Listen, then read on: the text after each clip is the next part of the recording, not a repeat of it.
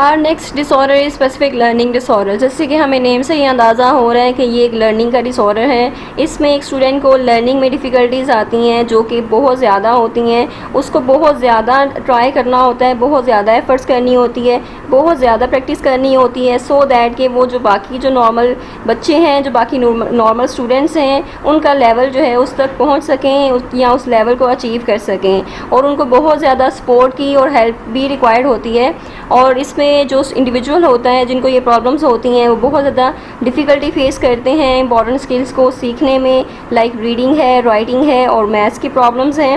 سو بہت زیادہ وہ ٹرائی کر رہے ہوتے ہیں. ایون اٹس لائک وہ ان کو لگتا ہے کہ جیسے وہ پزل ہے کوئی جس کے پیسز جو ہیں وہ فٹ نہیں ہو رہے. تو اس طرح سے وہ بہت زیادہ ان کو مشکل پیش آ رہی ہوتی ہے.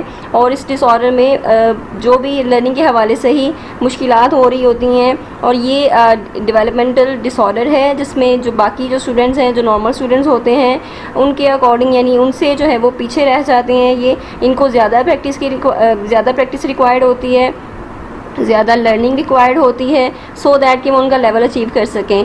اور یہ ان کو بہت زیادہ ٹف ٹائم فیس کرنا ہوتا ہے کہ ان اسکلس کو سیکھنے میں, لائک ریڈنگ ورڈز ہیں, رائٹنگ سینٹینسز ہیں, یا پھر میتھس پرابلم ہیں, ان کو سولو آؤٹ کرنے میں. سو یہ بہت زیادہ ٹائم ان کو ریکوائرڈ ہوتا ہے یہ ساری چیزیں سولو آؤٹ کرنے میں. اور ان کے لیے بہت یہ ٹربل ہوتی ہے, بہت مشکل ہوتی ہے انہیں.